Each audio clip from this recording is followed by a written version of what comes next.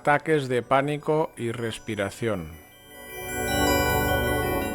El origen de este artículo viene de la experiencia vivida en la constelación individual de una mujer que vino a constelar sus constantes ataques de pánico.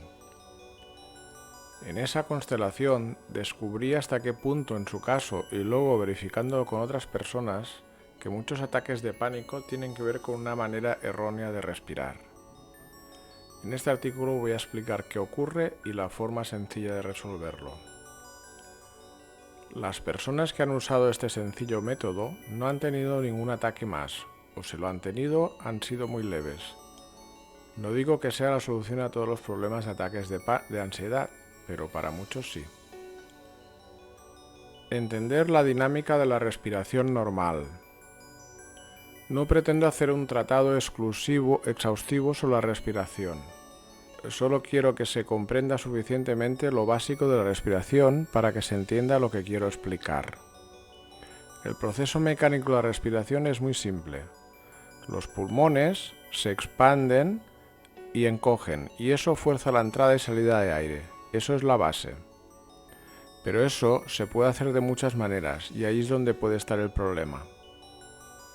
De hecho, ese movimiento alternativo de expandir y encoger se puede hacer desde varias partes del cuerpo que pueden trabajar de manera aislada o funcionar simultáneamente. Respiración con los hombros o clavicular.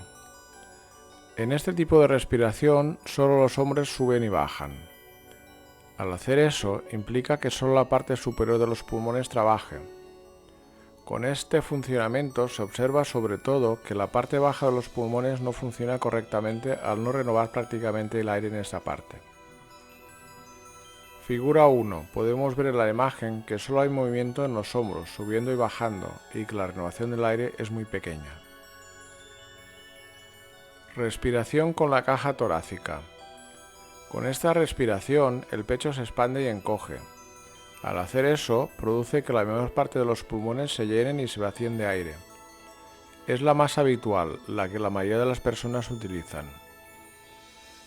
Figura 2. Podemos ver el incremento y reducción del volumen del pecho. Eso produce un llenado y vaciado de una buena parte de los pulmones. Respiración abdominal. En esta respiración, la barriga sale hacia afuera y vuelve hacia adentro. Al hacer eso, implica que cuando la barriga sale, el diafragma baja, forzando la entrada de aire en la parte baja de los pulmones. Cuando la barriga va hacia adentro, el diafragma sube, forzando la salida de aire en la parte baja de los pulmones. Figura 3. Podemos ver que el pecho no se mueve, solo la barriga, a consecuencia de la subida y bajada del diafragma. El aire se renueva sobre todo en la parte baja de los pulmones, mucho menos en la superior. También hay muchas personas que por distintos motivos bloquean el diafragma. Lo más habitual es que por alguna razón han querido mantener la barriga hacia adentro. Eso se suele hacer de adolescente y eso implica a la larga una gran rigidez en toda la zona. La consecuencia es una falta de oscilación de todo el abdomen. Eso se puede traducir en dificultades intestinales y también de suelo pelviano, sobre todo en mujeres. Toda esa zona está diseñada para mantener permanentemente esas olas que ayudan al tránsito digestivo y al desplazamiento de los distintos fluidos presentes en la zona. Es como un bombeo, pero al estar todo rígido falta y crea problemas de estancamiento. Respiración integrada.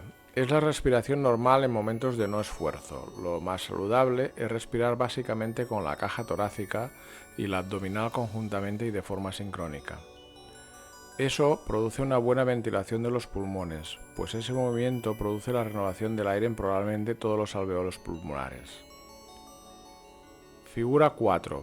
Podemos ver que al producir el movimiento alternativo a la vez en todo el volumen de los pulmones, hace que el aire se renueve de forma eficaz en todos los pulmones. En momentos de esfuerzo, simplemente se aumentará el recorrido y velocidad de ese movimiento, generando, por tanto, la renovación de más cantidad de aire al mismo tiempo para poder aportar más oxígeno. Y si el esfuerzo es grande, entonces incluso los hombros también harán un recorrido mayor. Esto sería lo que el cuerpo haría normalmente de forma automática para poder mantener el nivel de oxígeno en sangre dentro de los valores correctos.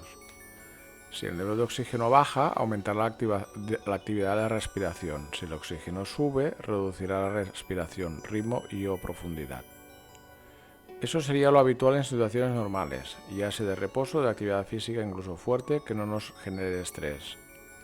Si hay estrés, entonces es muy habitual que el cuerpo acelere el ritmo de la respiración.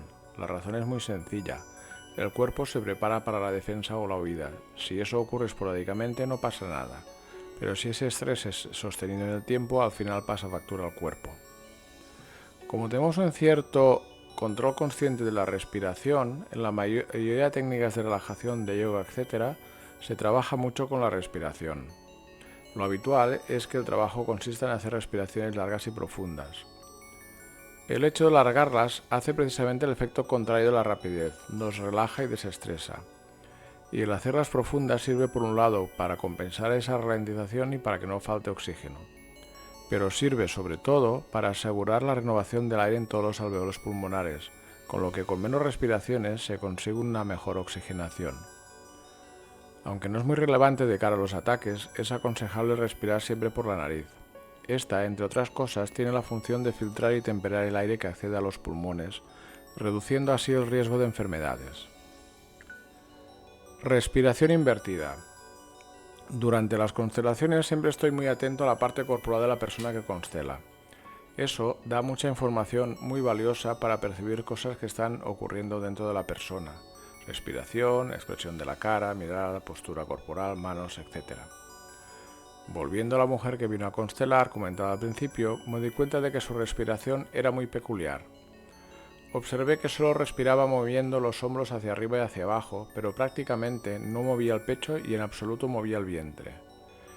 Eso me llamó mucho la atención y pensé en la posibilidad de que eso tuviera algo que ver con los ataques de pánico, pero no sabía cómo.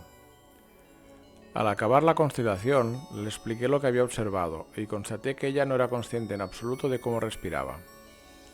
Entonces le pedí que respirara con el pecho, y empezó a hacerlo con dificultad, pues no sabía muy bien cómo. Pero entonces me di cuenta de algo que me sorprendió. Cuando ella hinchaba el pecho, su barriga entraba hacia adentro, es decir, el diafragma subía, y cuando deshinchaba el pecho, su barriga salía, es decir, el diafragma bajaba. Eso implicaba que cuando el pecho pretendía introducir aire, el diafragma pretendía sacarlo y al revés. Y eso conlleva que aunque haya movimiento de pecho y de diafragma, uno compensa al otro y es prácticamente como si no se respirara. Es la respiración invertida. Imagen 5. Podemos ver cómo al subir el diafragma el pecho sale hacia afuera y al revés, con lo que el aire se desplaza por los pulmones, pero es como si hubiera un tapón en el cuello. Entonces entendí lo que pasaba en su caso. Cuando se ponía nerviosa, angustiosa o con miedo, aceleraba la respiración y aunque entonces incluía movimiento de pecho, el diafragma anulaba ese efecto. Eso implica una mala ventilación y por tanto una mala oxigenación. El cuerpo detecta que el oxígeno no sube como debería subir al aumentar la respiración, pues sigue sin prácticamente ningún resultado eficaz. Y entonces se entra en un círculo vicioso donde el cuerpo se pone en alerta máxima porque para él hay riesgo cierto de muerte por asfixia. Está intentando oxigenar más y no lo consigue, por lo tanto está pasando algo muy grave y ya tenemos el ataque de pánico en pleno estallido con la respiración superacelerada, pero absolutamente ineficaz. Normalizar la respiración. La clave está en aprender a respirar correctamente, pero es importantísimo hacer las prácticas cuando estamos tranquilos. No funcionará si lo intentamos por primera vez cuando ya estamos en pleno ataque de pánico o de angustia. Practicar la respiración correcta. Lo que voy a explicar hay que practicarlo a menudo cuando estamos tranquilos, hasta que se convierta en algo natural en nosotros. Y si se llega a producir un conato de ataque de pánico, entonces será clave recordar y poner conciencia en la respiración para que no vaya más. Nos ponemos de pie y ponemos una mano en el pecho y otra en el medio de la barriga. Las manos nos servirán para poder notar la posición y movimientos del pecho y de la barriga.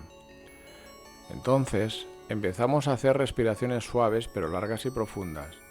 Pondremos mucha atención a que cuando el pecho crece, la barriga también lo haga. Y cuando el pecho baja, la barriga entre hacia adentro. Es especialmente importante asegurar esa sincronía correcta para las personas que hacen una respiración invertida o que se mueva en las que tienen la barriga rígida.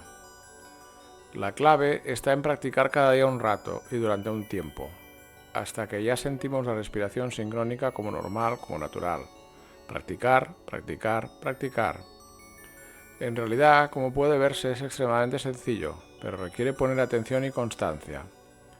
Una vez eso se vuelve normal en nosotros, ya no es necesario practicar cada día, pero sí que puede ayudar el practicar para relajarnos en momentos de estrés. Conclusión.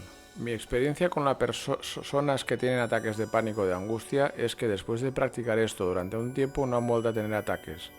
Y si han tenido un conato, recordando esa respiración, los han tenido solo suaves o no ha ido a más. Este es el caso de la mujer que vino a constelar, quien no ha tenido más.